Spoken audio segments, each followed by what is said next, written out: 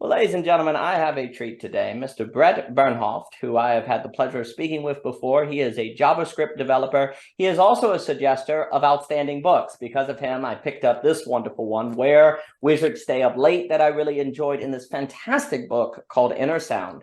So I don't meet people who have good taste in books. So Bret, you have really good taste in books that I appreciate. And he's very interested in shamanism, which I've been having fun speaking with Layman Pascal about, and I think it's a really fascinating topic. And also the connection between technology and consciousness, which we had I had a blast last time we spoke about all that topic a few weeks ago. So I was appreciative of Bret's time. And Bret, if I were to just throw it right at you, why are you interested in the connection between technology and consciousness? Both of those words, mind you, could fill libraries with books about both of those. So let's just put them together and talk about the connection, because I think it is very wise to kind of home in on that topic. And it does seem, from my understanding of shamanism, I know, Layman was talking about meta shamanism, digital shamanism, techno shamanism, all these different topics. It seems like we need to think these forms of art, these art forms, these kind of guides, these kind of ways of approaching new horizons. And so I appreciate your interest there. But again, if I were to start, why are you interested in the connection between technology and consciousness? And again, thank you for being here, sir. You're welcome. Thank you for having me. This is a privilege and an honor from my perspective. So to answer your question, why am I interested in technology and shamanism? It's ultimately the reason why I'm interested in transhumanism. It's because it lifts humanity, or it can lift humanity out of a certain poverty of being, certain limitations that are inherent within just the human condition. We can expand those abilities. We can live in greater ease. We can live in greater harmony with our environment if done correctly. The quintessential, there's a philosophy in transhumanism called extropy, and it's kind of, some consider kind of pseudoscience, but it's interesting to think about anyways. And extropy is the opposite of entropy, where entropy states that matter degrades, becomes more chaotic over time, or life degrades, becomes more chaotic over time. Extropy states the exact opposite, that life becomes more complex, more functional, and more diversified, greater in its abilities. That's the natural course of evolution, according to extropy. And I agree with that, the sentiment behind that. Whether or not it's actually a law of physics or not, I like the sentiment behind extropy. And lifting oneself or an entire species out of the dirt, so-called, or so to say, into the skies, I think is a worthy objective. So and both shamanism and technology and consciousness enable that. They come from the same place, they intersect, and they kind of run parallel with each other. And I think today they are essentially the same thing, especially intentionally done. Techno shamanism, something that I find very interesting as well. And when I learned to code, and I'll just give an example of this. When I learned to code, I taught myself programming. It utterly changed my life. I got my first fully great job. I was able to take care of myself in ways that I could not have before, working minimum wage. And it was because I learned these, I call them extropic skills, how to program a computer, the history of computers, which is, you can't see it because of the background, but it's the Where Wizards Stay Up Late. That book opened my eyes to the history of the internet and how fortunate we are to have what we are using at this very moment. Just wonderful, wonderful, in my opinion, wonderful things, wonderful strategies and ways of living. I really appreciate everything you said. So a few things come to mind. I never once in school heard the term, extropathy. And forgive me, sometimes words get stuck in my mouth. I was speaking with Cadell the other day and tried to say negentropathy, which is kind of the opposite of entropy, as well as another term for it. So forgive me. And what's wild is I never once heard these terms. And it is extraordinary, first of all. It's a good example of where ideas have consequences and practical impacts. Because if you go your entire life only hearing entropy, entropy, entropy, entropy, well, then you basically kind of look at things as only kind of returning to the heat death, as John Updike put in that poem, right? And then it turns out, well, actually, no, there's a great debate in physics. There's even a theoretical opposite of black holes called white holes that can be sources of creation. You have this growing possible complexity that's going on. And then, I've had the pleasure of speaking like with Alexander Bard and Ilung, and they talk about the vector theory, where you have these different sort of emergent, transcendent emergences. Subphysics gives rise to physics, physics gives rise to chemistry, chemistry to biology, biology to mind, mind to technology and society, and each one requires the one before it, but it's not reducible to the one before, right? So the idea is you have all these kind of ideas of how things can actually become, dare I say, better, or at least more interesting or more complex. Better is a dangerous word because everything brings its own challenges, right? It's always trade-offs, but I like to think mind is in some way better than chemistry. I can imagine music and Beethoven, right? So, I mean, I guess it depends on if I'm a carbon molecule or something, but generally speaking, and it's just, I think, one, just hearing the idea that actually there is another game in town than entropy can be life-changing. So I really appreciate the way that and like you say, if you learn that and you go, wait a minute, I can take code and actually create programs. And that kind of can change your life course. And I think it's also interesting too, because like with the code example, I'm always amazed with how you can take notes on I teach music, and you take notes on a sheet of paper and you turn it into music, right? You have written word, and then you have Beethoven's Ninth, right? You have ones and zeros to be very crude and and simple, and then you have a program, right? You have chemicals, and now you have biology, right? And it's like that kind of that ability to arise to something, not just dissolve, I think is something that if the human race learned as well, that's an example where consciousness changes its orientation on how it thinks of the world. And so first off, I think it's a very encouraging message, for one. And why is it that you think shamanism, when we speak about shamanism and this kind of idea of technology and consciousness changing one's life, the relation between technology and consciousness, why is a shaman needed in that? And how might a shaman help one think about the possibility of, some people call all of this emergentism, some people call it, like you say, the opposite of entropy. Why is a shaman relative in that sort of context, or someone that we would need today relative to the things that you described? Sure. Two aspects to that answer. One is that to my understanding of I guess you could say the anthropology of human religion and belief, animism and shamanism are at the root of all of it. As I understand the heritage of all religion and all spirituality, it started with our ancestors being animistic shamans, or at least a member of their tribe being a shaman, or members. So it has a long, I guess the word is heritage, a long human story behind it. So it's at the very root of consciousness. It's at the very root of thinking. It's fundamental. And then to say in a modern context, why does a shaman need to exist? It's because they are guides, and shamans are in one way or another connected to what quintessentially makes us human, and that is our consciousness. That is, they are experts at guiding and delving into their own consciousness, into the mass collective unconscious, or collective consciousness in general.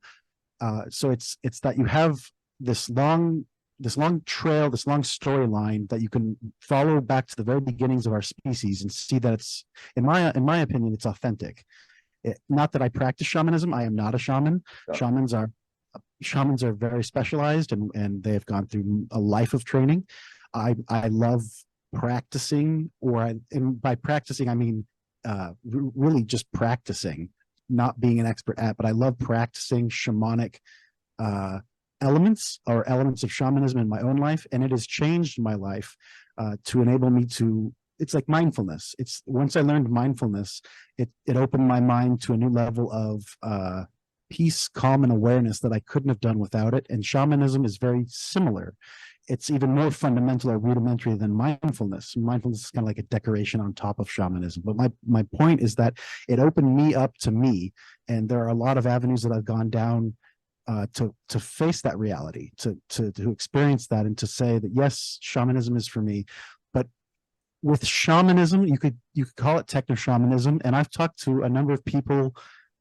I guess you could say, let's say a dozen different individuals on this following subject, where they would listen. They were the DJs at raves, and it is well documented and well understood amongst the academics of our world that between the period of 1985 and today, techno shamans as DJs have emerged and have led their crowds to forms of you could call ecstasy, group-wide ecstasy. And I'm not talking about the drug. I'm just talking about the natural state of collective harmony and collective ecstatic experiences. And with that comes the miracle of higher levels of consciousness. And it's that miracle, in my opinion, they're miracles. And it's that miracle that levels up an individual and a community.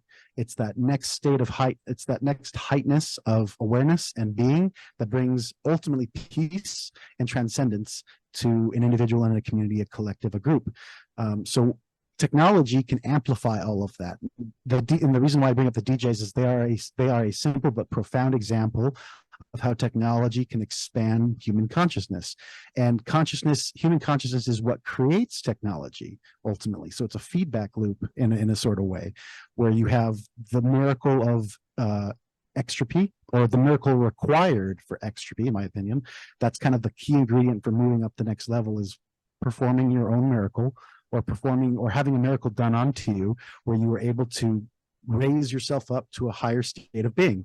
And you put that picture together, and from the storylines that I've heard from Jamaican dub music, which led to drum and bass and the rave scene in England in the 1980s. Yeah, it's this amazing human miracle that we have, that we are, and that we can perform, that we are ultimately responsible, in my opinion, to continue. And that started, who knows, 100,000 years ago with the first shamans. They leveled up with whatever their methods were, drumming or other tools, and we are the products of their hard work. That was a beautiful answer and very clear. So a few things come to mind. So first off, you were talking about the shaman. When I was reading this wonderful text, Jonathan Weinel, I believe, is that correct, Bret? Weinel, sure. something like. Yes. One of the things that just struck me when he was on the chapters of shamanism, he was talking about the caves that had all the cave art on it. I think maybe Cave of Dreams is a documentary by the great German director who's that famous voice. He did the thing with the ship through the jungle. Can't remember, Cavern of Dreams or something, with this art, and talking about how if you were listening to music, if you had the shaman, you had the chant, it would be like an altered conscious sort of experience. And it really kind of just struck me also when he was talking about like the shaman guiding through dreams. Like back then, they didn't know what a dream was, right? Like you just found yourself in this world suddenly. Like, boom, you're just there, and like, how am I here? What is this? How am I creating it? And I guess it really struck me as well, because a lot of people talk about the world today. Zach Stein has the language of we're in a time between worlds, right? The world doesn't make any sense anymore. Where am I? I feel like I've been thrown into something. I grew up Christian, and now everyone believes different things. What do I do? And it just kind of struck me how that feeling might be very similar to prehistoric man or early man waking up for dreams and being like, where was I? It's like you found yourself as truly a being that moved in and out of worlds, right? And there's something about me that, when I think about plural, because we did belonging again, and we talk all about pluralism being basically a situation where people find themselves between worlds, right? And it's interesting, the parallels there. And it does suggest that in a pluralistic, globalized world, shamanism is needed. Likewise, in shamanism as well, when people hear that, it certainly helps as well when we think of it in terms of a kind of agility, an ability to move between worlds, and skill thinking. Like, I think one of the things that has hurt, dare I say, organized religion is there's not as much teaching of skills. There's a lot of teaching of, say, dogma, for example, right? Like there may be a teaching, I've been doing a lot on Ivan Illich for a parallax class, and Ivan Illich really emphasizes the story of the Good Samaritan. If you see someone on the side of the street, you should help them, right? Well, there's that, and then there's the question of what are the skills needed to help the guy on the side of the street that you come upon, right? Those are actually not the same question, right? Now, arguably, you need the idea that you should help them, the dogma, the principle, but then there's also the skills of how to do it, right? And that's when you start moving into, dare I say, something that seems more shamanistic to me. So likewise, there's we should respect difference, we should be interested in difference, we should move between difference and different worlds and pluralism. Okay, but what are the skills by which you do that? The emotional skills, the psychological skills, those are different matters. And again, it just really struck me thinking about, wow, it probably was pretty wild to have dreams before the concept of dreams. Did they even call them dreams, or did they it was a journey? I can't even comprehend it. It makes me think, Like when Walker Percy talks about coming upon the Grand Canyon and you never heard of the Grand Canyon, like the first conquistadors that come upon the Grand Canyon, like now we always see photographs of the Grand Canyon before we go to it, so it doesn't hit us the same way. Likewise, we know about the Grand Canyon, so it doesn't hit us the same way when we go. Well, imagine if you had no preset complex. This is Walker Percy's point, and you come upon the Grand Canyon, right? It would be an entirely different experience. Well, likewise, imagine what dreams were like when there was no preset complexes of dreams. And it would just happen. What would you do? You'd be like, oh my gosh, what's going on? And you would need someone to guide you through that. And then the last point I'll say, and I'll give it back to you. The other thing that's just interesting to me. So I'll also note, just as a quick note, I really want to learn a lot more in the book you suggested. That's so fascinating, where wizards stay up late, about Lichter, I believe, right? And he does so much in psychoacoustics. And it's so crazy to think like psychoacoustics, which seems like you're talking about music, psychoacoustics at the heart of the internet. And then also internet with phones, like what is it? A voice goes, this idea of how do you make like waves turn into voice, and like how do you make ones and zeros turn into images? This whole, I think the term for it in music is transpositioning, where you take like musical notes and you make them a higher reality. Likewise, 1 and 0 become an image. Likewise, you have the sounds become a voice. Like all of these are kind of like, it's almost like phenomenon are higher levels, right? Like musical notes turn into music, right? Like consciousness. So all of this transpositioning that you see in all these different realms is a kind of elevation of phenomenon into something higher, right? Like noise turns into music, right? And what's being suggested is that consciousness might be capable of something too that's similar to that, right? And I like Owen Barfield or Rudolf Steiner basically argues to say, hey, we talk all day long about biological evolution, but what if consciousness itself also evolves, right? And what they mean by that is that we're so used to hearing that and thinking, you're saying, oh, we get smarter, right? Like, oh, you're saying that humans get smarter. They're like, no. That's part of it. I'm talking about literally the qualia themselves change. By qualia means like the experience of color, not the idea of color, but the experience of color, right? Like I think at one point, some people think, I don't actually know if this is true. I've made this example. I've heard it. It's like apparently like the Greeks didn't know blue. Like they literally qualia, they did not have experience of certain colors. Do not quote me on that. I'm not sure if it's true, but there's some people that go, if you go around, it's not merely an evolution of intelligence. It's actually literally a potential evolution of the very qualia, the very ways that people experience the world. And so to investigate that in how, what does sound do? What does music do? It changes your experience, right? You have a different sort of qualitative experience of a situation because of the music. You have a different qualitative experience in a dream than when you're not in a dream.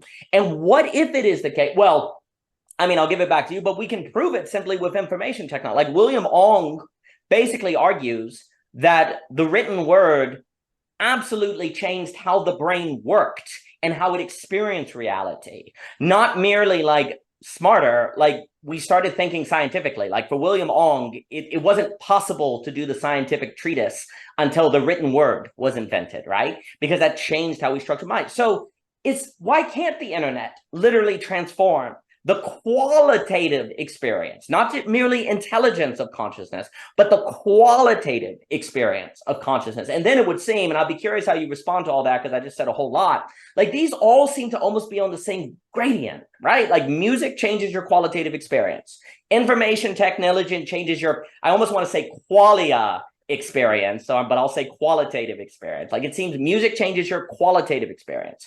The internet changes how you experience the world. I bet your brains today are more associational than in the past because you're so used to moving between things. And you also probably experience people differently in light of the internet, right? Like all of these seem to show, it just seems like for way too long, we've only understood consciousness evolving as it gaining intelligence. But what if actually it's qualitative transformations as well? I'd be curious what you say to all of that, because I threw a lot there, but I think there's this whole horizon of thinking about qualitative changes of consciousness, not merely intellectual advancements of consciousness that we need to take seriously. And I'm not sure if we've taken it seriously. And all of these seem to point to something like that. Certainly. Your example of, or your example of the Greeks not having a qualitative experience or a notion of blue is very interesting to me. I've heard something very similar where the indigenous Americans, when they first physically saw the ships of the Americans or of the pioneers or the settlers coming from Europe, according to the movie, What the Bleep Do We Know? And that's the actual title of the film, What the Bleep Do We Know? And it's a well-done movie made by physicists and scientists and cultural leaders, I guess you could say. So it's not a hokey movie, but they said that when the ships came over from Europe or wherever they came from, the indigenous could not actually see the ships themselves. They did not have the intellectual, not the intellectual, they did not have the faculties to be able to interpret what they were seeing. And it's not that they were wrong for seeing clouds instead of sails, but they were just unable to digest. In other ways, in other positive and negative ways, the Europeans brought with them many things that the natives could not ingest, could not take on themselves. And that's just one. Okay, and this is kind of to the same point. My favorite American story is Lewis and Clark. I absolutely love the story of Lewis and Clark. And when I don't remember if it was Lewis or Clark's indentured servant met the Indians for the first time, the Indians did not believe that his skin was the color that it was. They believed he was covered in mud because his skin was a color they had never seen before. And they tried to rub it off. But when they realized that it was his true fashion, his true nature, it essentially blew their minds. That's the way Lewis and Clark described the interactions between those first encounters. And it's not the skin color that matters. It's just that the introduction of newness into a community can not rip asunder, but can utterly transform, like you were saying, utterly transform consciousness. It's just that new encounter with something that's unprecedented.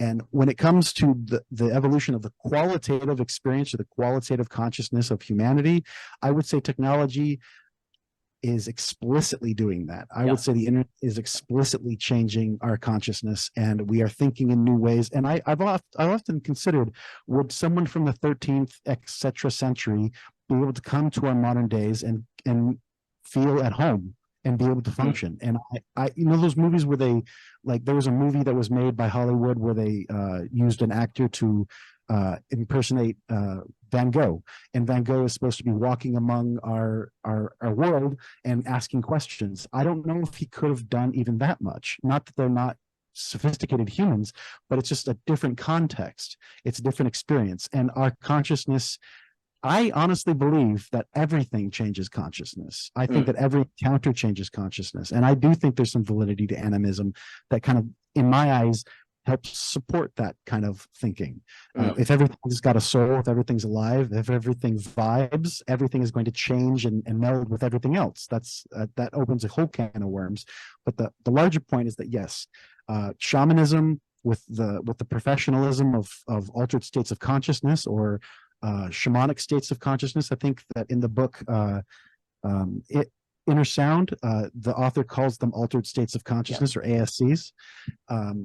The point is that, yes, we are definitely changing our consciousness, and some would say devolving, some would say evolving, but I would say evolving, given our trajectory as a species and our history as a species. And that's one of the great eye-opening perspectives that anyone can gain from shamanism, is that we started X and we are at Y, if you will. Where is Z? In my opinion, it is the trajectory of the singularity, the philosophical moment in history where the change in technology exceeds our ability to catch up with it and understand it. We are going up. We are going straight up, and we are at the bottom of, or that one part of the curve before we just go sky high. And that ultimately leads me to think and truly believe that we are very fortunate to be alive in today's world, because of how much change is happening and the opportunities to impact that change and become part of the ultimate narrative and make history happen. Your descendants will be grateful for the proper work that one does, the contributions you make to human destiny. That's the kind of stuff that motivates my thinking in this subject. Well, to be very clear, in my view, I think it's very silly to be so negative and apocalyptic, because if indeed consciousness has qualitative impacts, and I do think there's a kind of feedback loop, well, then that very apocalyptic attitude then sort of worsens the situation, right? Like another way to view it is, would anyone really, really, really, really, truly want to live 200 years ago? Like, if they actually, they may like think they want to, but no, actually, like in the nitty gritty daily life of having to go get the water, of having to deal with the sickness, the manual labor, the cold and the temperature, like, would you really seriously want to do it? And I'm not saying that nobody would. And obviously there are Amish and there are people that would like to do that, right? But most people not. And sometimes one wonders if that kind of isolationism is not a result of just not knowing any better, right? So we always have to, there's always a little nostalgic bias that goes in. And similarly, there's always, there's so many people, one can think of Quinn Ismail, or even, I guess, a little bit of Diamond. There's all this idea that becoming agricultural society was the worst thing humanity ever did. We should have all stayed hunter-gatherers. You can go be a hunter-gatherer right now if you like. You really could. Nobody does this. Why don't you, right? Because basically, to have the internet, you do require an agricultural society. You have to have the population of the people that can take care of the infrastructure. You have to have those sort of things, right? You can't imagine technology taking off like it has in a hunter-gathering society. Like, well, we were healthier. Okay, there are a lot of healthy people that are bored, or a lot of healthy people that would like to have altered states of consciousness, different ways of experiencing the world. So it's just very interesting how there is a lot of sort of nostalgia. There's a lot of people that will say, oh, America, a lot of Americans want to go back to how it was. It was never like that. All while those same people talk about the dream of being hunter-gatherers again, right? So it's just very interesting how that kind of comes through. And so I think it's just very important to have an optimism about things. Now, I think Hegel always says that progress is contingent. You have to do work on the subject to handle what's to come. Because if technology, Cadell and I talk so much, if you are going to have technology where you have more of an ability to choose and to craft your conscious experience or your qualitative experience, I'll just say qualitative in the special sense that we're using it here, well, you also have to take more ownership for it, right? You have to own it. And that gets into Lacan, that gets into psychoanalytic. Like, human beings do not like to own their desires. They do not like to do stuff that other people aren't doing, right? Like, there's something about dreams that are inherently not collective, in the sense that no one has your dream. No one, I can hear what you're saying, but it's very difficult for me to dream your dream. Maybe one day with a Neuralink or something that could change. But there's something about, like, humans don't like to own what they want to do, right? And this is why, like, Cadell and I talk so much about Nietzsche's children, like creating your own values and owning them, the absolute knower that's comfortable. Layman was talking about enjoying your subconscious, which that's an idea I'm really interested in, where the subconscious becomes something you enjoy and look forward to surprising you, as opposed to horrified, what might come out of me that I don't expect. Like, you have to be like, wow, I'm this kind of thing that unexpected stuff can come out of. Like, I have that experience whenever I write a paper or a story. Like writing, the phenomenology of the artist, as I call it, is a wonderful example of enjoying your subconscious in a sense, because you're like, you have an idea for the story and then it goes a new way and you're like, wow, that's amazing. It's like an enjoyment in the surprise. Or a good conversation. You don't know where a good conversation is going to go, right? And it just goes somewhere, and there's an enjoyment in that surprise. But you have to take the risk of going into conversations that you don't know what's going to happen, that you don't know what you're going to say. But what do? You have a faith that it will be good. Well, likewise, we need to have a faith that the technology will be good, even though we don't know where it's going to go. Because if not, you're not going to step into the place where you can have that movement in different things. And no, I think, and then I'll give it back. There's something about technology that seems to be, I really like the example you were making about when they're coming and they can't even see the ships. I've heard the blue. I'm really interested in the work of like Owen Barfield and Steiner, who are trying to find evidence that, like, humans had different qualitative experience, not merely different levels of intelligence, not merely different tools. And of course, all of that follows. But we tend to think that humans through history have only changed in terms of maybe economics, government, things we can quantify.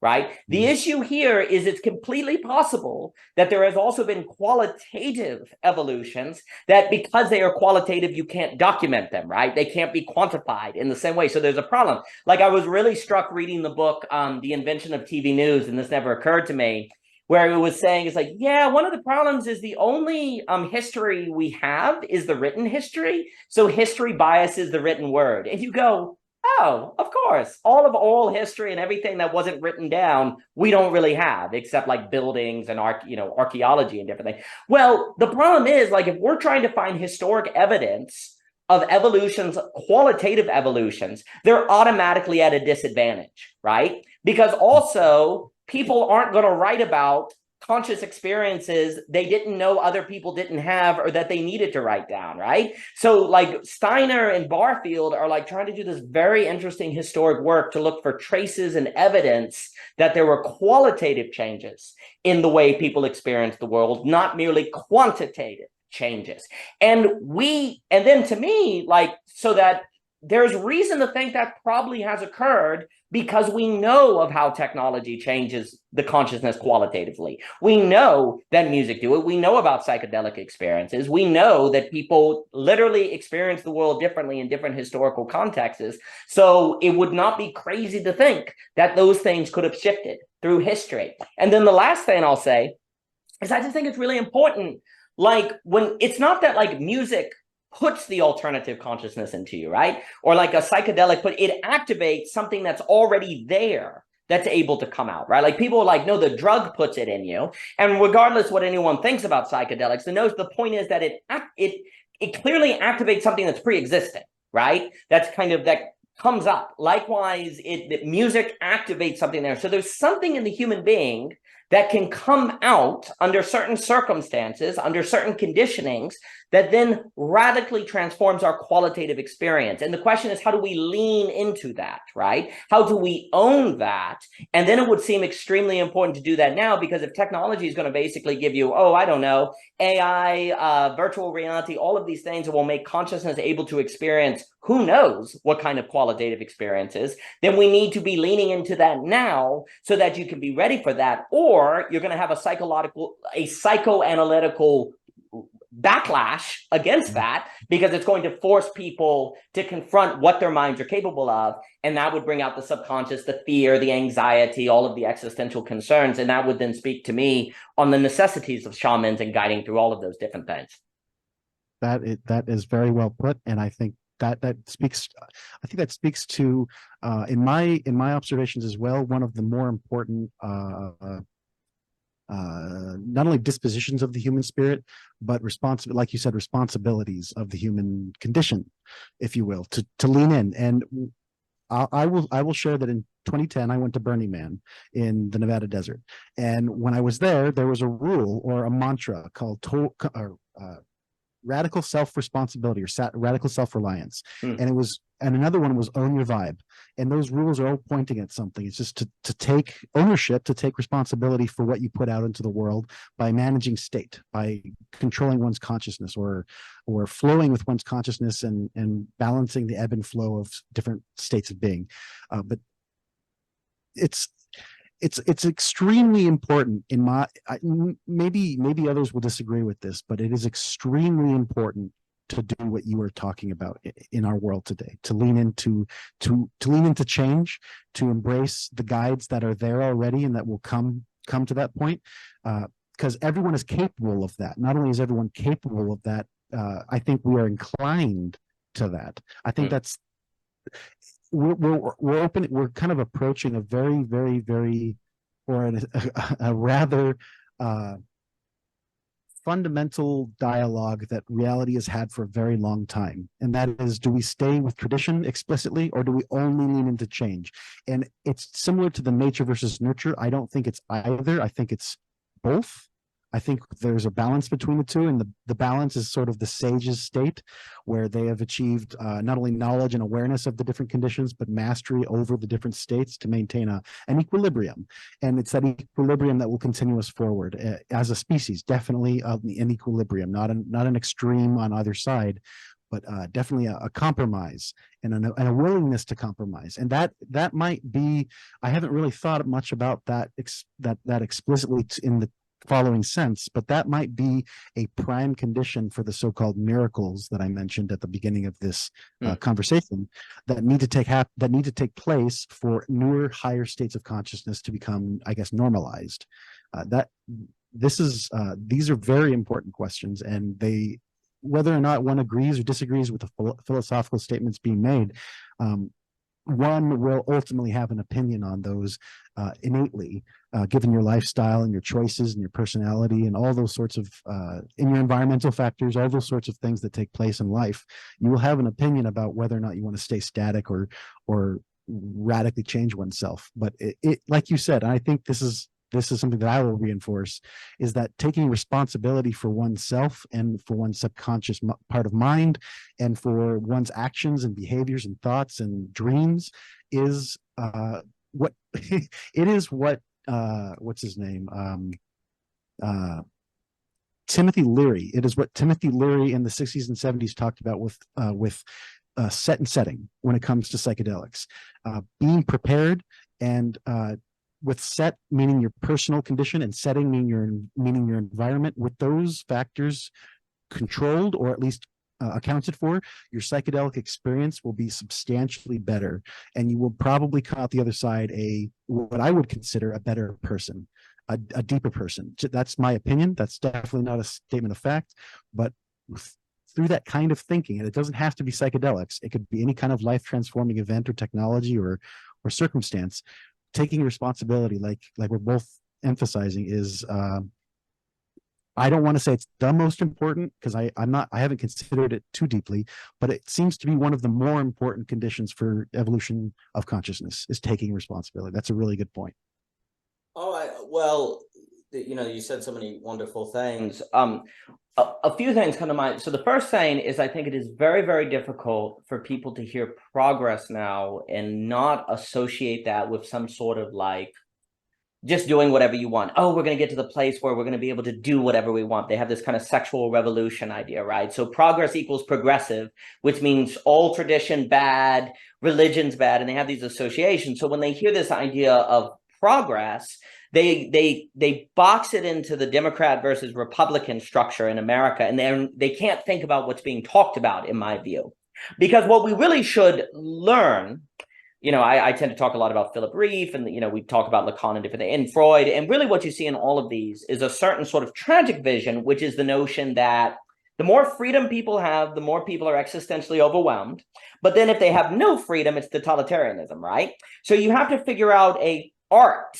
This is the key. There's an art to go about increasing human freedom in a manner that they can handle it, that is also meaningful, that they then can meaningfully structure, that then enhances their freedom on and on. It's not all one side or the other. But you see, there's a lot of people today who's saying it's both, right? It's both, and that's true. That would be a kind of Hegelian realization of history. Like, history is kind of reaching the point now where dialectical thinking is seen everywhere. It's neither liberal or conservative, it's both. It's neither equality or freedom, it's both, And Hegel would go, excellent. History is reaching a place of collective absolute knowing where everything has a kind of bothness. But here's the key.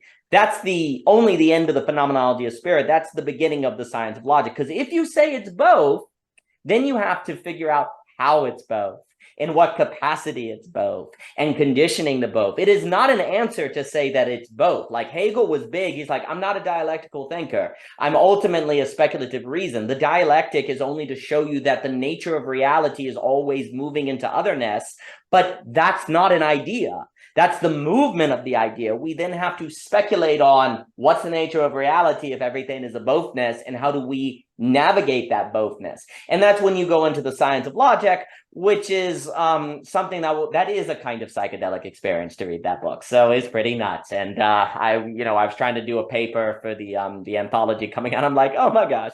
Anyway, so the point is, like, for me, the way I try to describe it is the middle ground between subject and object, progress, and kind of holding to tradition is conditionalism, which is, what do you do when you go to the gym?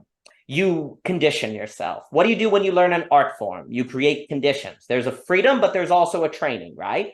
There's a do what you want, but you also have to develop the skill, right? The categories that we need to think of progress today are more like the progress of getting better at a form of art, like getting better as a novel writer. Can you just want to be a better novel writer? You can want that all you want. You're just not going to be very good if you don't practice every day. But then at the same time, if you practice every day, but you never get inspiration, or something higher doesn't come out of nowhere, you're probably never going to write the next Moby Dick, right? Or The Sound and the Fury or something, right? So there's a bothness. And really, I think when we're talking about higher states of consciousness, the key is there's some kind of conditionalism that is occurring there. You have to condition yourself in a manner to navigate consciousness, to put yourself in the places, even when sometimes you don't want to, that then enables you to have different qualitative experiences. You are not going to have different higher qualitative experiences if you merely do what you want to do all the time, because that is not necessarily going to change your qualitative experience, in the same way that if you just write what you want to write all the time, you may never be a better novelist because you never force yourself to get the feedback that sucks when the guy's like, your story's not good, but you need that in order to change what you're going to do, right? Now, at the same time, the whole reason you're writing a novel is because for some reason you want to do it. So we can't demonize wants, but then you can't also have want outside of conditioning. And what we're seeing here is that if we're going to talk about a kind of qualitative change in consciousness, then it is a conditioning. It is a kind of art form. And then it makes sense why we have to talk about shamanism, right? Because shamanism is a certain conditioning to the person, a certain guide of the person. And I wanted to also note as a quick note, you were mentioning animism in one of the net conversations. It was kind of funny because we were talking about how, what if in the past when people had like animals and like relations with animals in a kind of deep spiritual sense, it was easier to not be like a Cartesian individualist because you knew the world had to exist outside of you because there were animals that your life depended on. And as we like moved out of relations with animals, it was easier to believe that only humans had souls. So that's a little note too, that maybe history actually moved us into a sort of isolated version of the soul because we moved from a world where we were more dependent on the world to survive, right? So like right now, it's kind of like, and it's almost like the Hegelian would say, you start with the world soul, move to a kind of individual, but now the negation sublation is something where the person and world become two sides of the same coin. It may be a Bergsonian sense and a Whitehead sense, ontological relations, and that seems to be the moment. Like there's some sort of negate. It's not where it was a mistake to go through agriculture. It was a mistake to go through Cartesian individualism. All of those in Hegel have a historic purpose that then you reach a certain excess, a certain exhaustion of, and then you need to make the next step. And that makes me think of Alex Ebert's freak theory. And what it seems to be now is this kind of increasing awareness of a need for some kind of higher state of consciousness, because dogma is not going to save you, ideology is not going to save you, and technology is here. So what is the conditioning that needs to be undergone to be ready for that?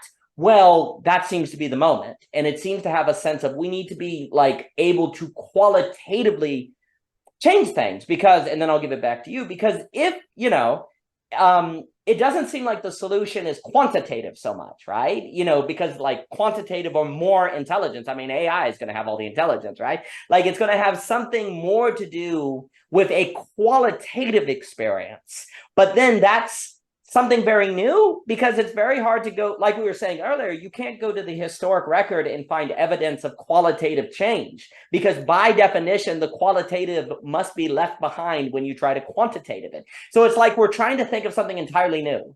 Like we're in a phase where we find ourselves having to deal with qualitative changes, which by definition can't be left behind by history to provide a guide for, because the qualitative can only be but so quantitative. Like you can't write down the change in your qualia, right? And so we have to explore that. I'd be curious what you think about all that, because it's the altered state of consciousness. I'm thinking about, then I know at VoiceCraft, they were talking about, I think his name is Robert Sheldick, and morphic resonance, this idea that like all of these things are kind of popping up, right? Like everyone is talking about the fields. I mean, Jacob Kashir at SenseSpace was talking about, it's like there's this kind of collective intuition that this realm of qualitative difference is what has to be explored, and that technology is kind of forcing the question. And we have to take it on. I would agree with you that we need to take it on. And Rupert Sheldrake is the individual, I believe, who came up with morphic resonance. And he was a contemporary of Terence McKenna. And Terence McKenna spoke of something very parallel, if not identical, to what you're speaking about the end of history, about history kind of coming to a climax and needing to invent something new. He called it the transcendental object at the end of history, or at the end of time. And he said our approach to this amorphous, quasi-psychedelic thing at the end of history is speeding up. We're not getting slower on our approach. We are getting faster. Like the universe is expanding quicker and quicker. That's what science says. And that's interesting to me. That kind of shows maybe an indication of extropy, that the universe is getting bigger faster. But it's this end of history. It's this end of history that I think that we have almost maybe the breaking of an egg, the rupture of a shell, the new gnosis that we're coming to that will change the reality of our daily lives. Something to kind of firm that up would be something that I learned when I studied magic, in particular, magic with a K. And it was that when during the prime of the Roman Empire, there was not widely known how to read. It was not widely known how to memorize texts, and it was definitely not widely known how to create your own literature, as best I understand. I'm not an expert on Rome, but that's my understanding. And it was that when the well-educated, the well-trained, maybe the emperor's son or the emperor himself would go up to the public, he could recite whole verses from his memory, and that wowed the crowd. That was something they could not do. That was because their consciousness was different. Their experience of the world was not as conditioned, as you said, as those who had the resources to do so. And I've also heard that I've heard it said, and I don't know if this is true, but this is interesting nonetheless, that the conscious experience of the person, whether they were individuals or not, was much more collective 2,000 years ago, etc., than it is today. They actually cognized, they actually perceived and understood the world in a different form than we do today. Their conscious experience was much different. And as the individual has arisen, I'm an individualist. I think that individuals are wonderful. I think that being my own person is a statement of many things. But to see that kind of possible translation from we are a body, and that's the way we actually experience the world, maybe even more psychically as a body of people, not necessarily, but maybe more interconnected just as a default than we do today, where we generally rely on technology to accomplish the same thing. It's like coming back to the same place and knowing it for the first time yet again. Fascinating stuff. I mean, this is the trajectory of the human spirit. And it doesn't even have to be spirit. It could be the human condition. It could be the human disposition. What it means to be human. We are, in my observations, we are in this sort of the trajectory is a spiral up or down. That seems to be the way that change is shaped. And there's a book that speaks to that. I don't remember the title of it. It's something like DNA and the Serpent or something like that, where it indicates that all change is shaped like an elongated spiral. And that's how our very DNA is shaped, a double helix, if I'm recalling that correctly. And the renaissance of thought that led to that awareness came from Crick inside of a psychedelic state. He had the vision of DNA from inside of a psychedelic state. That utterly fascinating in my opinion. That just, it kind of goes to indicate the whole thing we're talking about is rather important. So where we're headed is, as we indicated at the beginning of this conversation, a matter of choice. It really is a matter of choice and follow through and ownership. If we don't make certain choices, if ARPA hadn't made the choice to go with a very small clan of technologists instead of these large corporations that had submitted their own plans for the internet, we would not have the internet we have today. We would probably have something quite different. These choices are important. And if not that this individual I'm about to quote is a figure of absolute authority, although he has a little bit of authority. If our president, regardless of who he or she is, if our president was willing to say in an interview that, yes, we live in a period of historical transition, and this is one of those periods of time that are written about for many years to come, the choices that individuals and collectives make at this moment in time will shatter and or build the future for quite some time.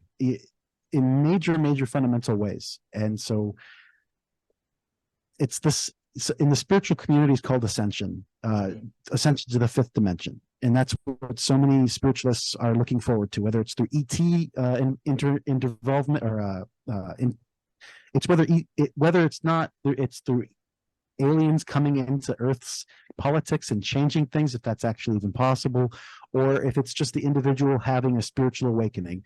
Inside the spiritual community, the ascension process is to a time outside of history, to a timelessness. It's that next level up that everyone's talking about, and that's really more my point, is that everyone's talking about it in one form or another, and many are talking about it from a position of fear, and at the same time many are talking about it from a position of, this is an opportunity. When you realize the staggering not volume, but what's the word I'm looking for, this how large of an opportunity this really is, it motivated me to learn to code. It motivated me to get on the track that I am now, when I kind of had these personal quasi-spiritual experiences. I got on this path because it's worth my time, in my opinion. It's the thing for a lifetime to do, and I think it's worth everyone's time, to put it plainly. And every individual could make a cataclysmic, not in a negative necessarily way, an utterly transformative impact on the future of our species. And many people are having that impact, whether it's through social media or coding or being a spiritual guide in one form or another. And that includes religion as well, being a spiritual or religious authority figure to help people through this period of time. However one does it, I think that is the quintessential opportunity, the fundamental. If you can latch onto that, you have figured out the modern age, and you, in a lot of ways, and you are opening yourself up to, in my opinion, a better life. That's just the way I look at it. That was wonderful. So a few things come to mind. First, I tend to very much like the Hegelian, as you know, I talk a lot of Hegel on the conception of history, which is the future is kind of the always other. It is entirely open. And so it can be straight up, it can be that. Why can't it? There is nothing that says history can't be that way, but the choices we make today matter. And for Hegel, it's a middle ground between determinism and not determinism, because that he's always playing on this, where you only have freedom because things are given. You're born. Well, you didn't choose to be born. Yeah, but if you did choose to be, you couldn't. There has to be something given for you to have choice, right? But the moment something is given, you then have this feeling of, I'm not entirely free, because you can confront determination. So for Hegel, there's the question of how to choose your determinations to make them necessities, as I like to say. And a necessity is something necessary for your freedom, where you take this, your determinations are, I'm in a body, I'm born in 2023, I didn't choose any of this. No, you didn't choose it, but how do you turn them into being necessary for a freedom that is only possible because you're born, right? And that would be, say, how do we use the technology to elevate consciousness? How do we elevate community, right? You didn't ask to be born with the internet. Well, here it is. How do you turn it into something necessary for a different level of freedom? So if there's, for Hegel, you could put it this way: if there's a future, it's better than today, but there's no guarantee there's a future. So make sure you make good choices. And I find that I like that structure, because it's not deterministic, but it's also not naive, in the sense of, like, technology naturally builds on one another, right? Like, unless there's some sort of solar flare and everyone dies in burning of the Library of Alexander or something, right? So, like, there's a model there that's very good. A few other things come to mind. I don't think people realize, like, reading in the book Where Wizards Stay Up Late, on this idea of walking into the Pentagon, looking at all these different computers and going, how do we make these things connect with one another, right? Like, there are certain problems that have been solved for everyone today that radically transforms their experience of the computer, that had those things not been solved, the world would be really, really, really different, right? And there's that picture of the secretary with all the punch cards they had to just do 5 megabytes of information, and how it took like days to punch in all the data before they figured out the time sharing mechanism. And it's like, there are all these things that people figured out, that because they figured out, you get to be alive now, where you can just watch a YouTube video and learn and access maybe a lecture on Heidegger that before you would have had to have attended Princeton to have gotten to, and now it's right there for you, right? And then this would be the other point of that. That absolutely changes your qualitative experience of reality. And a way to think of it is, if we know that a mushroom can have you have a certain psychedelic experience. Another way to think about it is the internet is kind of like a mushroom making you have a different psychedelic experience, right? It's like an object that when it meets this condition of your brain, changes how the world is experienced. Now, obviously, the laptop does not have the explosive transformation of, say, a psychedelic, but it's a similar sort of logic. And I think you can prove this quite simply by asking the following question. When you go outside and look at a tree, is it now possible to say, that could be a picture on Instagram? Of course it is. Because Instagram was invented, you can now look at a tree and say, oh, that could be a post, right? Well, then Instagram changed your conscious experience. You now experience the tree as a potential photograph, right? Well, basically, that's what technology is always doing. It's changing your, what I say, towardness toward everything. That's qualitative. That's not merely quantitative. Well, here's the point. That experience of a tree now being a potential photograph or a potential post, that is on the same gradient as the music, the rave, psychedelic, mystical, near-death experience, morphic resonance maybe. All of those are on the same gradient. They're not of the same extremity, but what we're suggesting here is that all of those are on the same kind of, well, gradient is the language I used, right? It's just that it doesn't seem like they are because they're not so pronounced. But the going out, or they're not equally vivid. When you go out and look at a tree and you say, that's a potential post, that's a way technology changes your qualitative experience of the tree. Likewise, when you go to a party and they're playing rave music, your experience of the rave is qualitatively different. Another way to prove this is imagine a movie without music. We were talking about this at the Net the other day. Imagine if you had Oppenheimer, because I just saw that. I thought it was amazing. But anyway, imagine that movie had no music. Imagine it was just dialogue or a silent film. Your experience of the movement would be qualitatively different, not just quantitative, but qualitative, right? So likewise, music changes it. Okay, well, we also know that people that deal with anxiety and worry, they have a different qualitative experience of their family, right? Okay, that's on the same gradient. What happens when you really love someone, like a deep relationship? Your qualitative experience of your spouse is different than a stranger, right? To the point where you can guess what they're going to say next, almost like telepathy, to the point where you can have an empathetic experience of them, kind of like telepathy. Okay, well, let's move up. Then you go to a Pentecostal church maybe and have like a mystical kind of tongue experience. That is, you're moving up, and then maybe you have a psychedelic, and then you maybe have a near-death experience. The thesis here is, what are all of those? Alternative states of consciousness. Your consciousness of the tree has changed because of the Instagram post. Your consciousness of the party has changed because of the rave music. Your consciousness of a human being has changed because of love. Your consciousness of the family has changed because of anxiety. All of these are qualitative changes.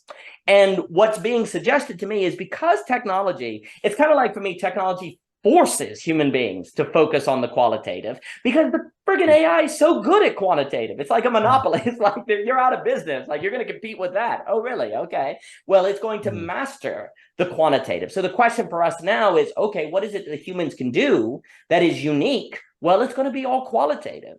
And qualitative is something that we don't have as much of a model on, because the moment you say talk about qualia, you're not actually talking about qualia, right? That's the funny thing. Like, an experience is never the word experience, right? So we're talking about something that is not what we're talking about.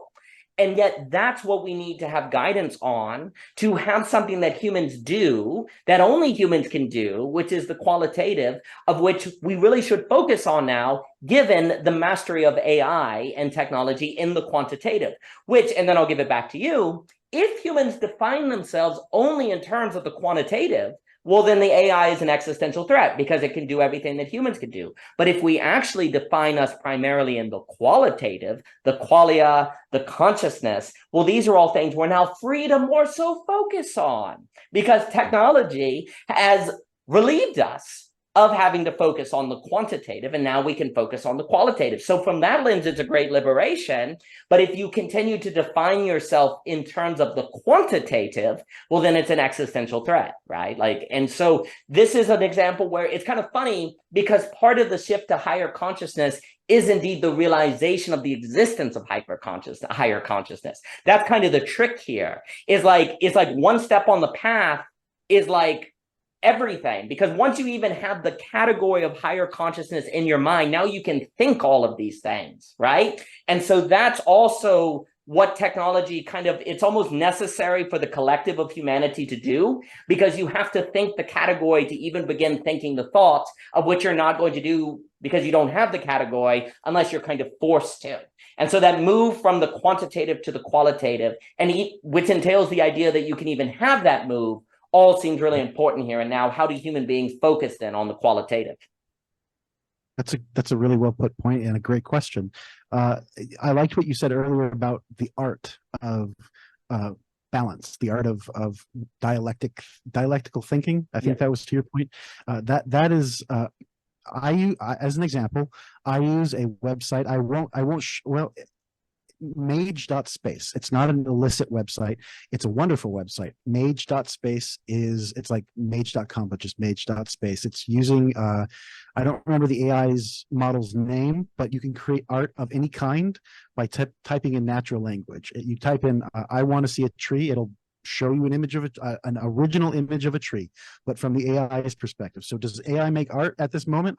That's not something that I would like to answer. I would say yes, but at the unique ability of humans to make that art, is my point, is what makes us distinct. And there's a book that kind of speaks to this ascension of consciousness, this transformation of consciousness. It's a fiction book. It's one of the few fiction books that I consider in my world to be of highest quality. It's called The Celestine Prophecy. There's a movie about it. If you want to watch that or if you want to watch the movie or read the book, it's a story about spiritual evolution through experience, starting from the mundane and leading to higher states of humanity.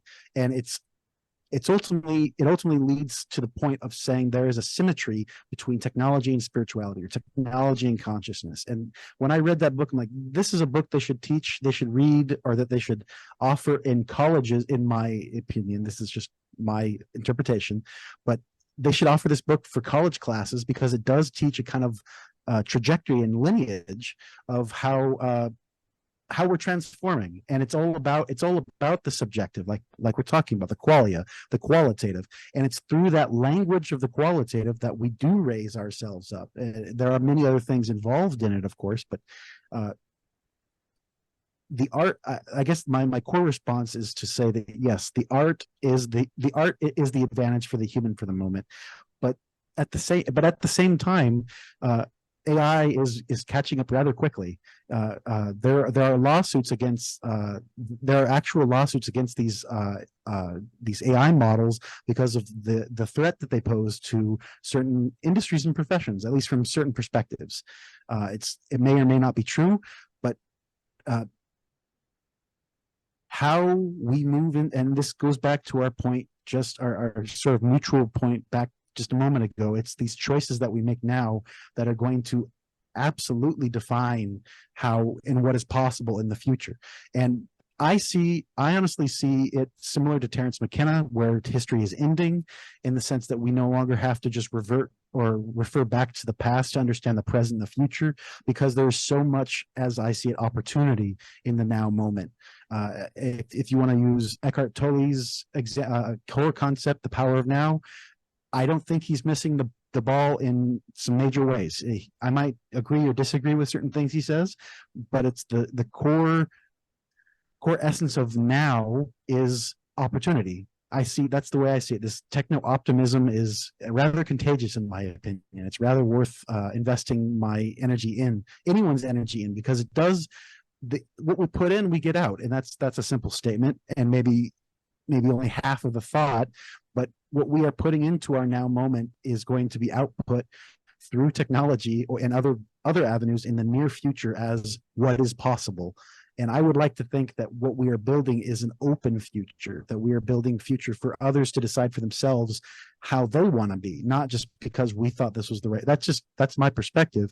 There are definitely other perspectives on that, but I am so grateful to be alive. We are so lucky to be alive in today's world, because we are adults in a very important moment. We are not minors. We are not children that don't have the same authority. We are adults in a very important moment of life. We are young adults in a very important moment of life. And what we can do is create we can open doors and leave them open for others. And if we do that, we have done, I think, what I learned in kindergarten as being the most important thing you can do, and that is share. Or at least one of the more important things you can do is share and leave opportunities and resources for others to use, because the blossom on the other side of this tree that we're walking around, that we're taking a photograph of, is the most, in my estimation, the most splendid thing that we could ever perceive. And the future is now, and it is quite wonderful, in my opinion. And that's what keeps me motivated, is that keeps me motivated on this particular track, where I'm learning about altered states of consciousness and how digital media can be used to transform consciousness and enter non-ordinary states. It's that kind of stuff that I think it's the kind of stuff that I recommend, obviously. And so I think it's rather important.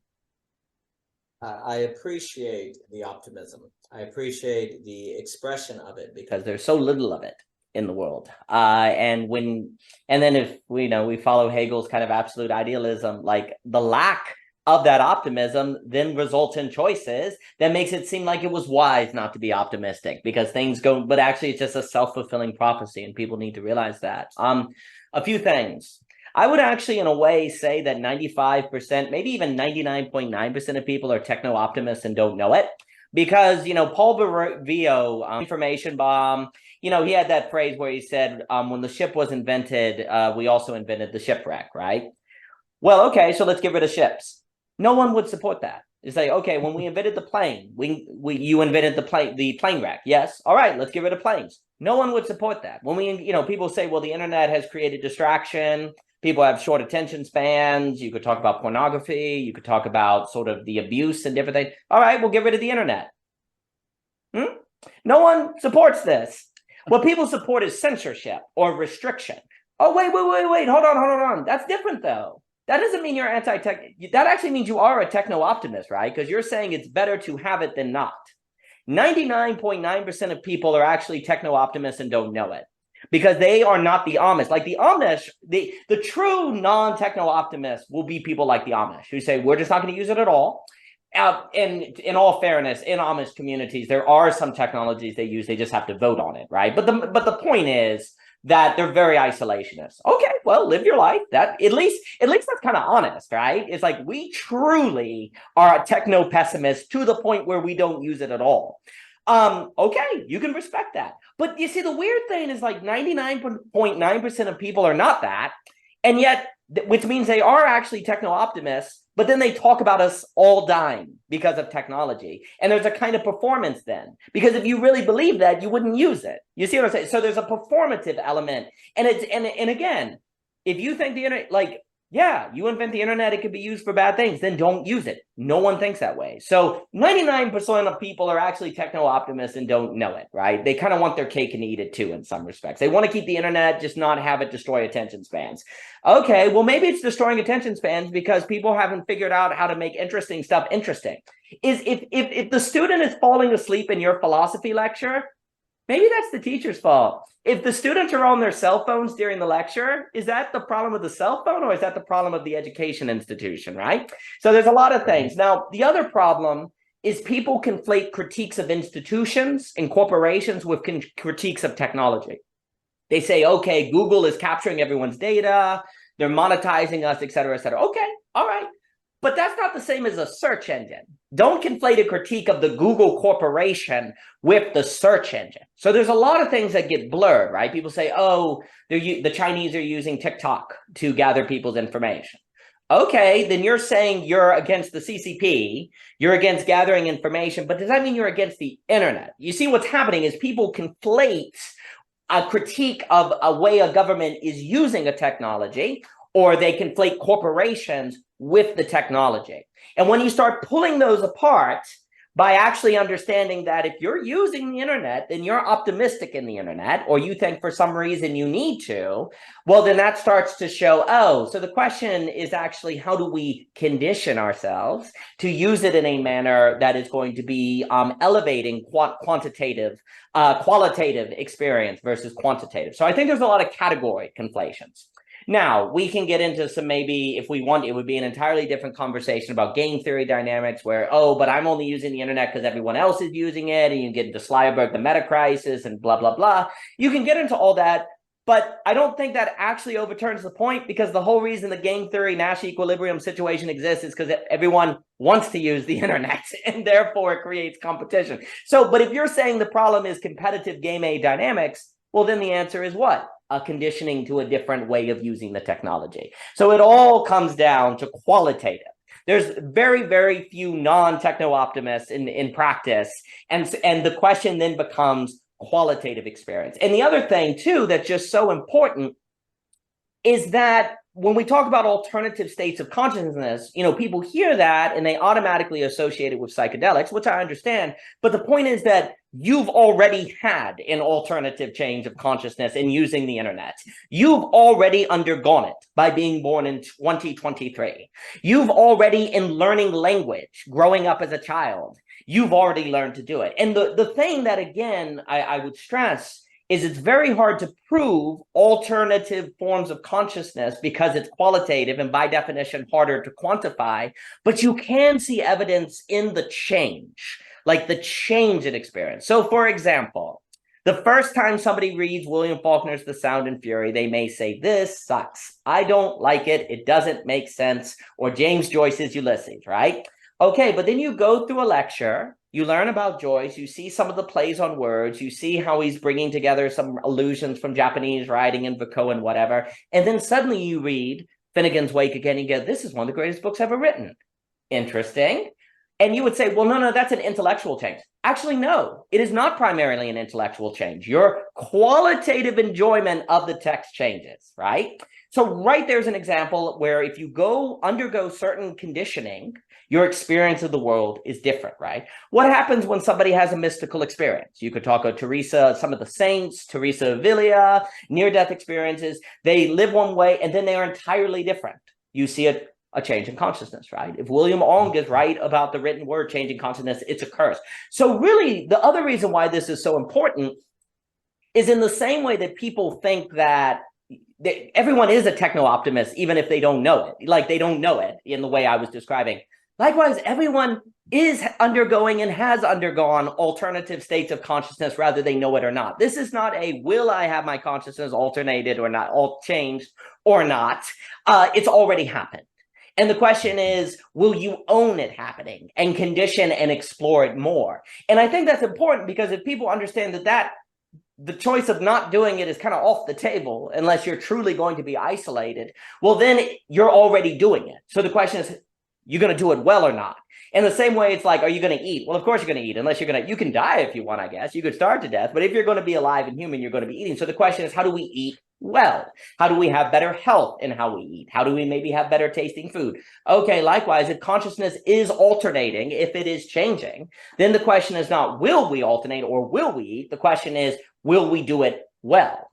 And if you look at all the examples we gave, there is reason to think that there are ways to condition consciousness to qualitatively change. It is not just a crazy idea. You literally experience it when you listen to music, as the book was saying, inner sound, right? Like you literally experience it. This is not a matter of opinion. You experience a party with music different than one without it. This is completely concrete. Okay, we know it can occur. So why would it be so crazy to then suggest that you could actually get good at that, intentional about that change in consciousness? And then what if getting good at that impacts the way we are able to use technology in a manner that is then positive, if you will, as opposed to self-effacing? All of this is not nuts if you just pay attention to qualitative changes in the human experience. And then I'll give it to you, which we haven't done because we bias the quantitative. Can you put it into numbers? Do you have written evidence of it? Can you show these different things? Now, I actually think a lot of these things can be quantitative, but they don't tend to be quantitative in a way that people know about or that is so put forth, or the bias of the brain tends to be in favor of the concrete, as opposed, it tends to be in bias of the question of how many bookcases are there, as opposed to what is your qualitative experience and qualia of the bookcase, right? And if we make that sort of shift, Well, that there's reason to make that kind of shift precisely from the historic record, from the examples we made of qualitative changes, and from the just raw fact that technology is mastering the quantitative. So what are we as human beings going to do that is distinct? Well, maybe it's the qualitative, ergo the spiritual, ergo the alternative states of consciousness. And then who knows what might open up if we do that? And how exciting might that be? I mean, my goodness, for human beings to be in an age when we can focus on the qualitative versus the quantitative, isn't that wonderful? Why can't it be wonderful, right? I mean, it can be wonderful if we indeed condition ourselves and rise to the occasion. Absolutely. And that's where I think shamanism comes right into play. What you're talking about, the conditioning of the strengthening of one's ability, the awareness of one's ability to change conscious state of being is definitely not a criteria, but a practice of shamanism. Shamans are masters of altered states of consciousness. And so techno-shamanism is just the application of our long, however many generations back, 5,000 generations in the past, which is unbelievable to think about, but taking all of that collective wisdom that we've inherited from our very original state and realizing that we can still do something similar to that today. We just need to practice at it. We just need to get good at have these kinds of conversations. I think you mentioned Layman Pascal. He's an excellent voice for this kind of stuff. I subscribe to I think a number of his channels. He does Parallax and another, yes, very excellent, interesting thinker. And Alexander Bard is another interesting thinker. I think that's the gentleman's name. So these conversations are being had and they're starting to get out there, I guess you could say. But it's books like this. I wish I could show you the cover, but I can't because it blanks it out. Inner Sound is an excellent book to understand what we're talking about. It's one academic's approach to using technology to create altered states of consciousness that then creates new technologies that then creates different states of et cetera, et cetera. So that's where shamanism comes into play. And we are, as a species, rather good at it if we practice it, if we condition ourselves in the shamanic way, or just even the philosophies of shamanism. You don't have to be a shaman. I'm not a shaman, and I love shamanism because I'm not identified as a shaman by others, and I'm not someone who wants to become a shaman. But I still think the philosophies of shamanism are very relevant and hyper relevant, perhaps.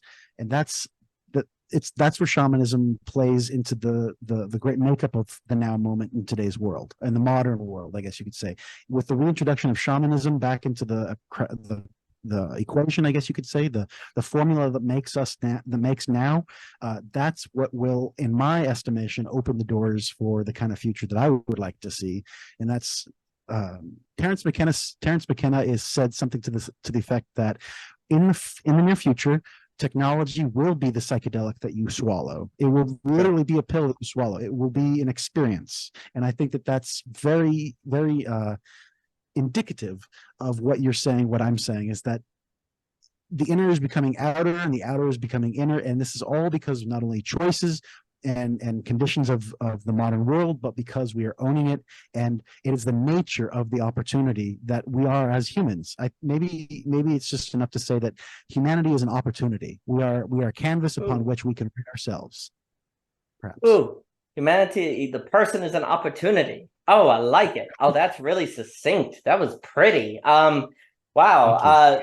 No, definitely. I mean, Layman Pascal, the Parallax, the Integral Stage. I love that guy. And I have Alexander Bard's work, and I know he has a new book coming out as well. And, well, it's kind of like, I think everyone knows that kind of having a kid, like if you birth or you're a parent, you have a kid, that's different than, say, getting a new phone, because a kid has a life of its own that changes you and changes it back and so on and so forth. But actually, the truth is that everything actually is more like a kid than people realize. It works on you and works back on you. Like the computer, it's not the same as a kid, but there's always a feedback loop. And this is kind of the main point. We've come to think that not everything entails a feedback loop. We know having a kid has a feedback loop. We know that maybe getting married has a feedback loop. But really, the revelation of, dare I say, shamanism is that everything has a feedback loop. And that can be existentially overwhelming because you're like, oh my gosh, everything I choose to do changes me in the same process, which can be terrifying. But then if you work through that terror, then it's extraordinary because that means everything's alive.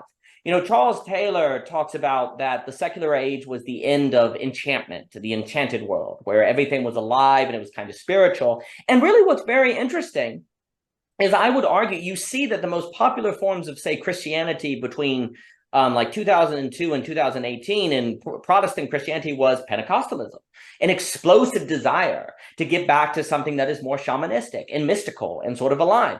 I would say that there's a massive interest in like Catholic beatific visions. You see this explosion of interest in orthodoxy in the West, right? And you also can see in, like, I think Sufism has been a particularly fast growing form of Islam. I'm not as well versed in that, but what you see is this sort of itch for a form of religion that makes the world all alive, right? Because in Pentecostalism, the emphasis is on the Holy Spirit. The three persons of the Trinity. You have the Father, that's more of like the law. Jesus is the Son, who's more of like the teacher, but also the neighbor, the person who's encountering all of that theology. Much more can be said. And then, but the Spirit is kind of the wild card, right? Is this thing alive and you don't know what's going to do and you better be ready for it and you better be praying because here it is and maybe everyone's talking in tongues. So the Spirit is like this constant feedback loop, and you conditioning yourself changes how you experience it, and it's everywhere and nowhere at the same time, right? Well, it's so interesting because the very fact that that has been the fastest growing form of Christianity in the West suggests a kind of subconscious intuition of a need for something like shamanism, or even the human, like the failure, what people have called the meaning crisis, like Viveki and different things, suggests a hunger for something that is more shamanistic. People want to live in a world that they feel like is alive. They want to feel like the subject-object divide is not a divide, really, that the subject and the object are actually constantly in communication. We as human beings do not do very well when we don't feel like we're part of the world, right? That seems to be what's suggested. And you actually see in all of the major religions, I would argue, now this is not a hard argument, in the same way that what I was saying about blue, like I said, I don't know that for sure, but you see all of these examples of qualitative changes in consciousness, right? So that's the point. But the main point is that you have this kind of intuition of a need for something that is more alive. Like people want to get or the other form of Christianity is emphasizing worship. What is worship? Music, the musical side. You see the Misty Elliots, the Misty Edwards, the International House of Prayer. These are musical, spiritual. There's a real emphasis on the worship over the sermon, right? So you see this kind of movement, this kind of collective movement in a shamanistic direction. And it just should be noted, another reason I say that, layman, Mr. Pascal was saying we need a shamanistic Christianity, a shamanistic Islam, a shamanistic Buddhism. Because like, that's the point, like the shamanistic mindset is the notion that the world really is alive.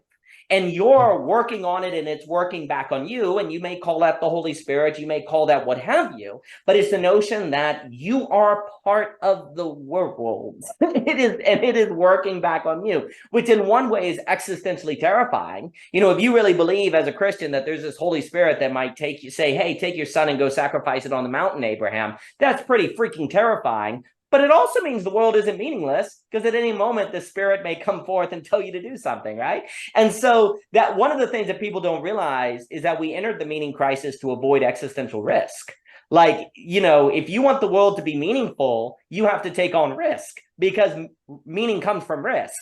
Meaning comes from courage and fear and facing things. Like we created the subject-object divide to control, to have dominion over the garden. So then there was less risk. And so what ends up happening is you actually end up in the meaning crisis precisely to avoid the existential, to avoid the threat to your existence. And then when you say, hey guys, we can get out of nihilism, you just have to, you just have to go through anxiety, everyone would go, no. Okay, well then don't complain about the meaning crisis. Because that's the funny thing. Like no one intends to end up in a meaning crisis. So how do they? Well, it's because they associate the feeling of anxiety with the feeling of meaningless. So they avoid the anxiety, thinking that's how they're going to get meaning, when that's precisely what assures you don't get meaning, because you have to go through the anxiety to work with a world that's alive, to work. And that's what the shaman says. It's like, hey, the shaman, you wake up, you had this dream, you don't know where you're in. The shaman's like, yes, I know that's frightening. You have no idea where you just were last night. And you're kind of like, what is in me to go to this place? Let me help you walk through it. Let's actually work. I know, isn't it weird? You listen to this music and it feels these emotions within you. Let me help you walk through it. And the other thing that I think has been so problematic, in the same way that the subject-object divide I think is a major problem. I actually think the divide between heart and mind is also a very big problem, because when you act like the brain and the heart are separated, as opposed to they're always already together in a kind of consciousness, if you will, well, then the issue is that people associate sort of conscious evolution with something the brain does and not the heart, right? But once you understand that higher levels of consciousness also entail heart evolution, if you will, well, then the experience you have with your wife is evidence of alternative experiences of consciousness, right? Like your ability to almost read her brain. You say, oh, well, that's love, that's emotion. Oh, but what if the heart and the mind are always two sides of the same coin, right? See, one of the ways you can also help bring this picture together is when you realize the heart and mind are not apart. There is no heart and mind. It's always heart/mind, right? And that whole thing is the person, right? And so evolutions of qualia of the mind, of consciousness, is also emotional evolution as well. And emotional evolution is mental. So in the same way that we have a myth of subject-object, we have a myth of heart and mind, which also contributes to us not understanding what we're talking about when we talk about higher stages of consciousness. Because again, you can prove alternative and higher forms of consciousness in friendship. Friendship brings with it a different qualitative experience of a person. You're able to predict what they're going to say next. You're able to kind of flow in conversation that you can't do with other people. You're able to think of ideas you never, like when Vervaeke and Chris Masterpate, they're talking about Guy circling, dialogos. These are all what? Alternative forms of consciousness that come out in a certain relational context that then gives rise to emergent philosophical ideas that are possible because of a certain resonance between heart and mind and other. So circling is also an example of an alternative form of consciousness that we don't see as such because we separate heart and mind. And we also don't see the marriage relationship as that as well. So you break down the myth of the heart and mind as being separate, you break down the subject-object divide, and then you just realize that the qualitative change is what is evidence of its possibility, and then you realize that is the thing that humans can focus on that's unique, that AI cannot focus on, that AI frees us to focus on, and then there's a lot of reason to be optimistic. There's a lot of reason to see possibilities here. So it's just, there's all these just kind of categories we've got to work through, and then I guess the last thing too, if everyone's like, dude, the bookcase, like everyone's like collapse of wave function, vertical causation of Wolfgang Smith, like the whole idea you're able to experience reality is because you perceive it. You know, we know the bookcase is made of atoms and yet you experience a bookcase, but how do you if it's just made of atoms? Like your experience of the entire world screams at you that your involvement of consciousness makes the world possible. That doesn't mean it's all just mind, you know, in a kind of like it's all just kind of mind, but it does mean that the mind is somehow intricately relating to everything around you to make it itself, right? Further evidence is we know dolphins have echolocation. We know that like mantis shrimp see more color spectrums. We know that different animals have different qualitative experiences of reality, not merely intellectual, qualitative. Literally, deer basically see motion, right? Like mantis shrimp, there are animals that see colors we do not. Okay, that means that the brain can have different qualitative experiences. We see it in the animal kingdom. It's there. We know that the world you experience is not the same as it is on the subatomic realm, right?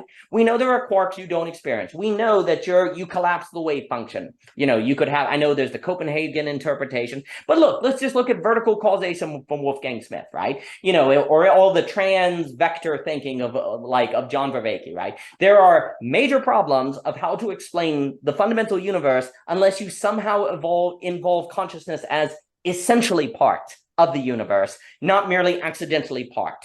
Oh, and we know that like mantis shrimp see colors that humans don't, right? Okay, you put all that together, certainly seems like consciousness matters and it's part of the very creation of things, and it seems like it's able to have different qualitative experience based on its conditioning. Okay, well, we ought to look into that.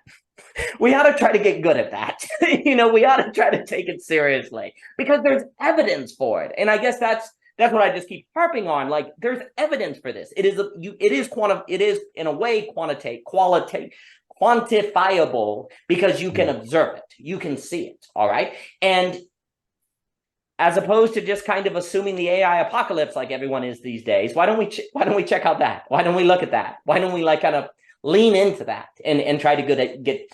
So yes, let's try to be mantis friends. You've said everything that we've said nicely, very much. You've nicely said everything in this conversation with that last statement, with that last conversational piece. Definitely agree that consciousness is fundamental to the universe. And what the one example that I will give to bolster that in a sort of American or Western context is a philosopher and I guess you could call cultural leader from the 50s and 60s, Alan Watts. He made some very important points about the earth is peopling. We are part of the universe. You are not separate from the universe. That was a message that I took away from his teachings, at least his lectures. He may not have taught a thing. He may have just been an example giver or an example liver. You know, he lived as an example of what he wanted to teach, I think. But the point is that we are not separate from this world around us, and that as you've said very nicely and clearly, that the separations between A and B have created perhaps the things we rely on to make the world real. But now we are coming back to this more spectrum thinking. This A and B are one ends of the same, as you say, gradient. That is perhaps as important as realizing it's possible that it exists, and that is very shamanic.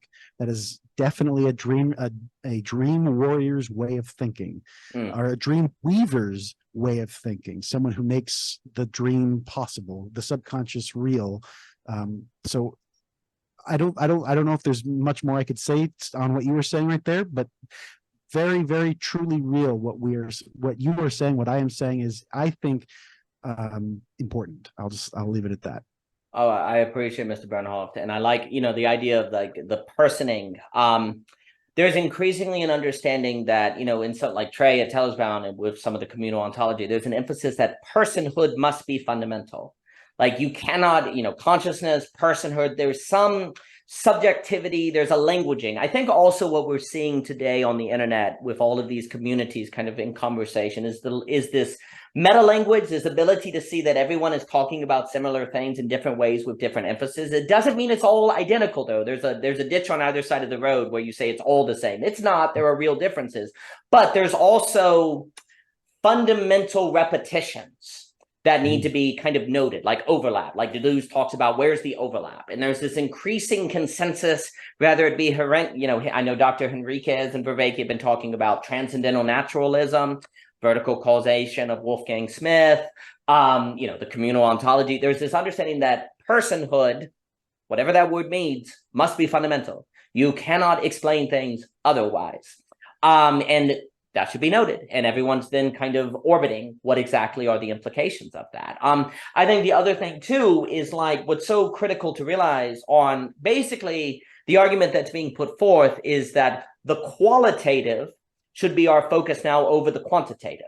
Not because the quantitative doesn't matter, but because we went through the historic period of basically mastering the quantitative, which we kind of actually needed to separate the qualitative and quantified to do. You actually needed, for Hegel, the subject-to-object divide to actually get at what the object was.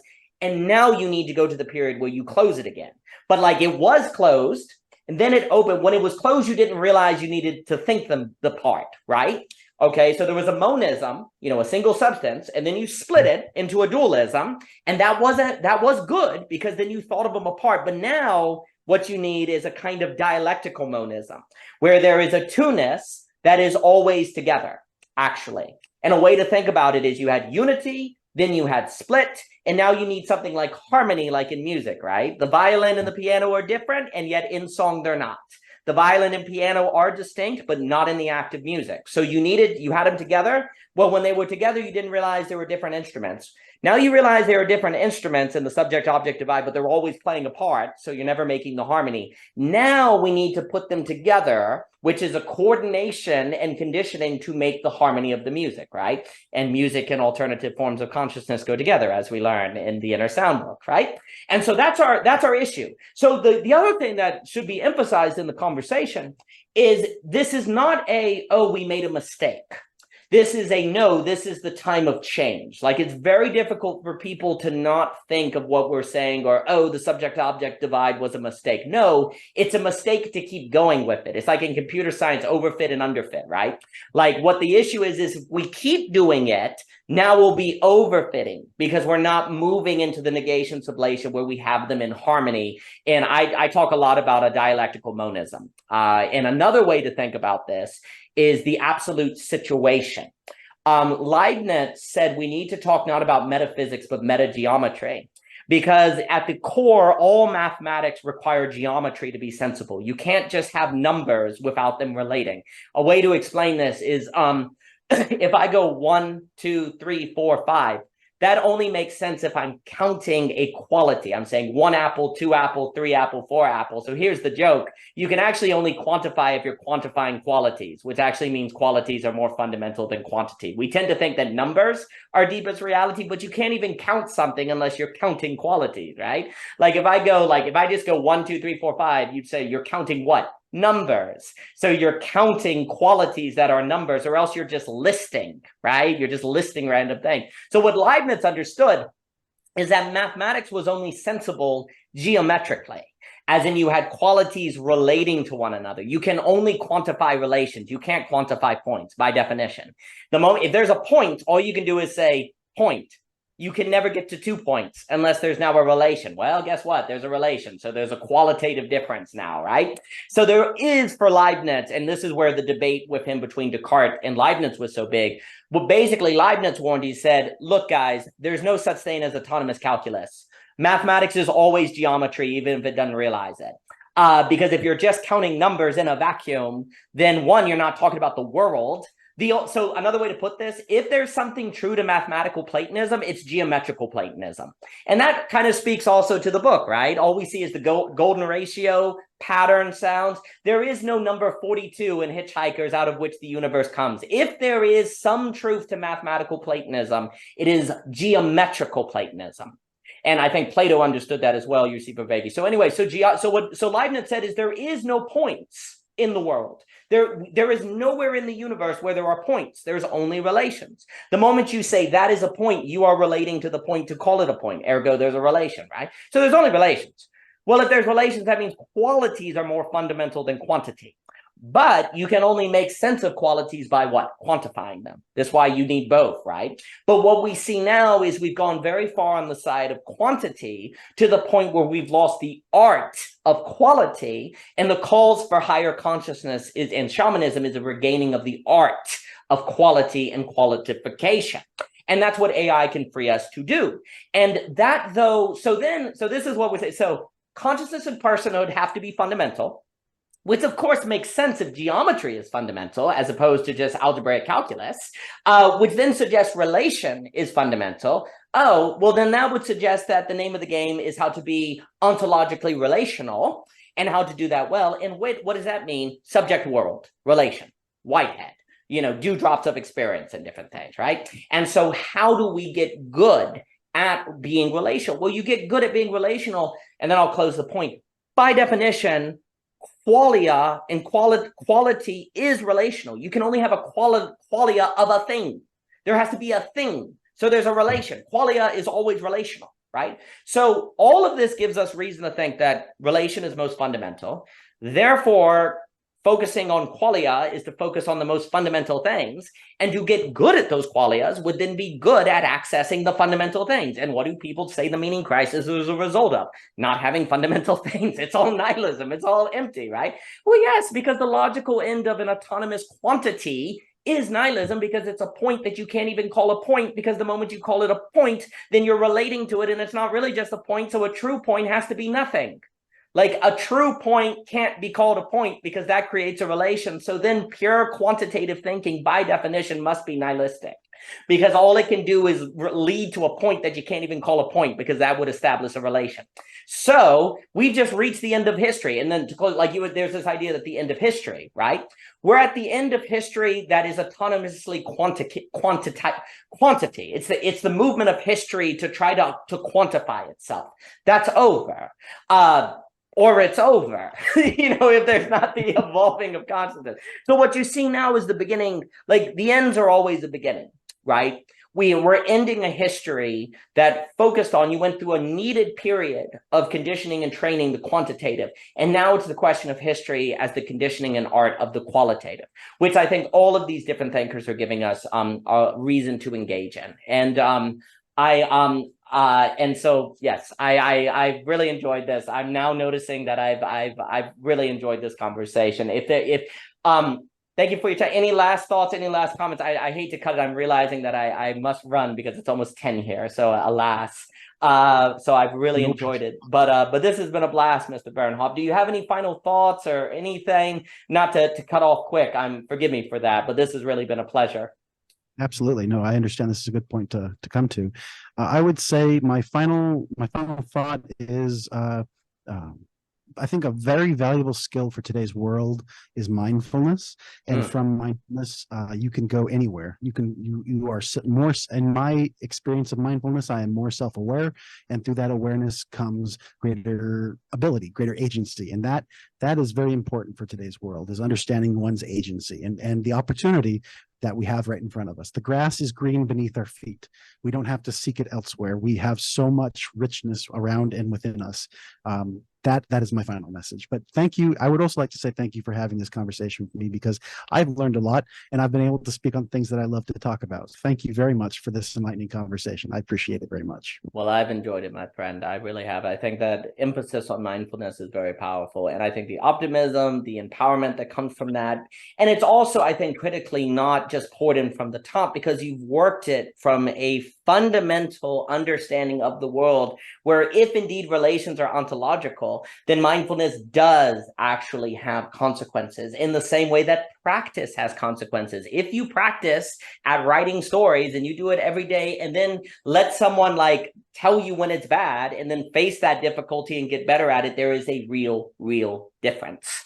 And putting that into practice and conditioning oneself does make a difference. And then I just stress, it literally changes your qualitative experience of the world. In the same way that once the camera is invented, the tree can now be a potential picture. Your qualitative experiences change. Likewise, putting what you're talking about into practice changes your qualitative. Like when you say, I actually have agency here, well, then you can change. You can change the situation. You don't have to be just swept by it. And if you don't have to be swept by it, then that gives you reason to be optimistic and to see the things that can possibly occur.